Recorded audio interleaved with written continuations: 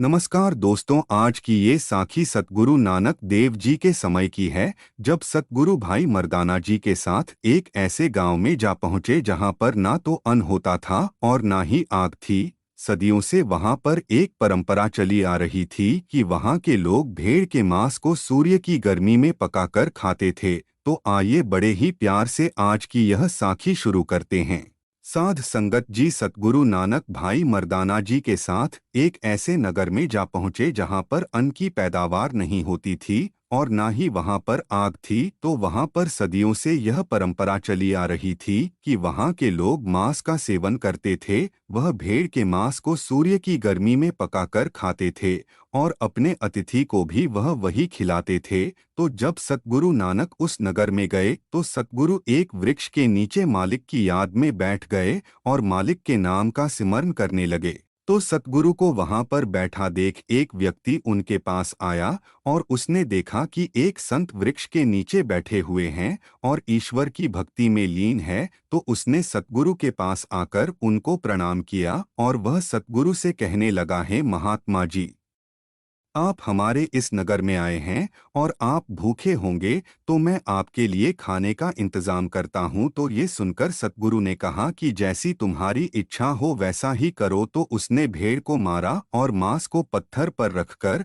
और उसे सूर्य की गर्मी से पकाने लगा और सूर्य की पूजा करने लगा ताकि मांस जल्दी पक जाए। तो कुछ देर बाद वह मांस पक गया और वह व्यक्ति गुरुजी के पास जाकर बोला, है महात्मा जी, भोजन पक गया है, आइए भोजन ग्रहण करें। तो सतगुरु बोले, इस भेड़ की खाल और हड्डियों को इकट्ठा करो। तो उस आदमी ने वैसा ही किया। वह भेड़ की खाल और हड्डियों को इकट्ठा करने लगा और इकट्ठा कर कर रख दिया। तो गुरु जी ने भेड़ की खाल और हड्डियों को देखते हुए कहा, हे जी, घास का सेवन करो।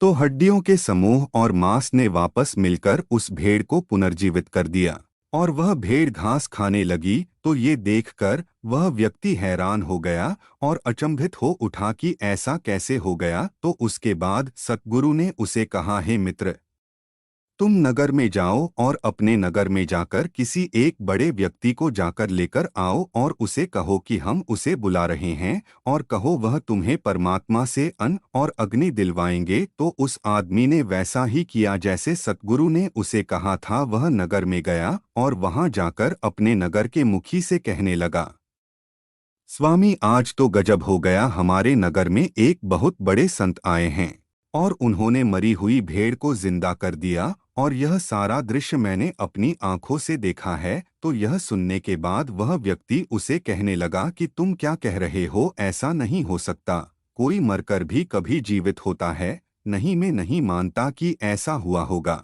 तो वह व्यक्ति कहता है कि ऐसा ही हुआ है, आप मेरे साथ चलिए, वह आपको बुला रहे हैं और उन्होंने कहा है कि वह हम नगर वासियों को अन्न और अग्नि दिलवा सकते हैं। तो वह धनी व्यक्ति सतगुरु के पास जाता है। तो सतगुरु उसको देखकर कहते हैं, हे प्यारे, जाओ जाकर कुछ अनाज ले आओ। तो वह व्यक्ति सतगुरु की यह बात सुनकर कहने लगता है कि हे संत जी, हमारे इस नगर में अनाज नहीं होता और ना ही जहाँ पर अग्नि है, तो मैं आपके लिए अनाज कहाँ से लेकर आ सकता हूँ। लेकिन अगर आप कहते हैं तो मैं राजा के पास जाकर विनती करता हूँ और उनसे अनाज की मांग करता हूँ। तो वह व्यक्ति राजा के दरबार में चला जाता है और वहां जाकर राजा से विनती करता है कि महाराज, हमारे नगर में एक संत आए हैं और वह हमें अनाज और अग्नि दिलवाने की बात कह रहे हैं। तो यह सुनकर वह राजा भी हैरान हो जाता है और वह भी उस व्यक्ति के साथ सतगुरु के पास चला आता है। तो राजा को देखकर सतगुरु उसे कहते हैं कि हे राजन, अगर तुम ईश्वर की भक्ति सच्चे मन से करो तो वह ईश्वर तुम्हें और तुम्हारी प्रजा को सब कुछ देगा। और गुरु जी ने राजा को कहा कि किसी भी तरह अन्न का प्रबंध करो। तो गुरु जी की आज्ञा मानकर राजा ने अन्न का प्रबंध कर दिया और उसने वह अन्न सतगुरु के हाथों में दे दिया। तो सतगुरु ने उसे वहां पर बो दिया और कुछ समय बाद वहां पर हरी भरी खेती हो गई। और वहां पर अनाज हो गया। तो ये दृश्य देखकर सभी नगरवासी बहुत हैरान हुए और सतगुरु ने उन्हें उपदेश दिया कि इसी तरह जगत के ईश्वर का नाम जप कर खेती करो, वह करतार तुम सभी का भला करेगा। और सतगुरु ने कहा, जब जीव पाप कर्मों को अंजाम देता रहता है और जगत के ईश्वर को भूल जाता है, तो जीव को सबक देने के लिए ईश्वर ऐसा करता है। तो वहां के सभी नगरवासी सतगुरु के सेवक बन गए और वह सतगुरु की सेवा में लीन रहने लगे। वह सतगुरु के लिए प्रतिदिन कोई ना कोई वस्तु जरूर ले आते, लेकिन सतगुरु उसे लेने से मना कर देते। और सतगुरु ने उन्हें उपदेश दिया कि इसी प्रकार जगत के ईश्वर का नाम जपो और गरीबों की सेवा करो और अतिथि का आदर करो, तभी तुम्हारा कल्याण होगा।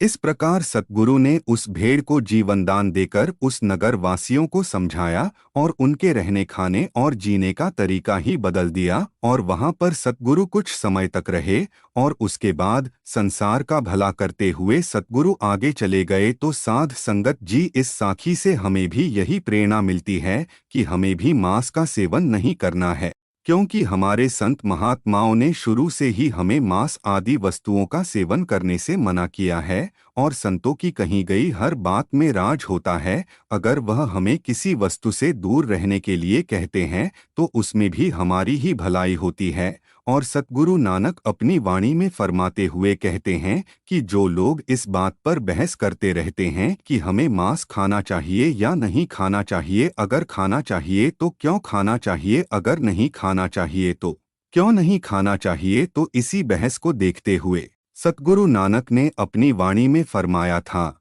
मास मास कर मूर्ख झगड़े ज्ञान ध्यान नहीं जाने, कौन मास कौन साथ कहावे, किसने पाप समाने। कि मास को लेकर बहस करने वाले और मास पर चर्चा करने वाले मूर्ख हैं, वह अपने समय को व्यर्थ गवा रहे हैं और वे इसी चक्कर में अपना जीवन व्यर्थ गवा देते हैं। वह जीवन में ध्यान की गहराई को नहीं समझ पाते, ज्ञान की गहराई को नहीं समझ पाते और ईश्वर के नाम से विमुख होकर अपना जीवन जाया कर चले जाते हैं।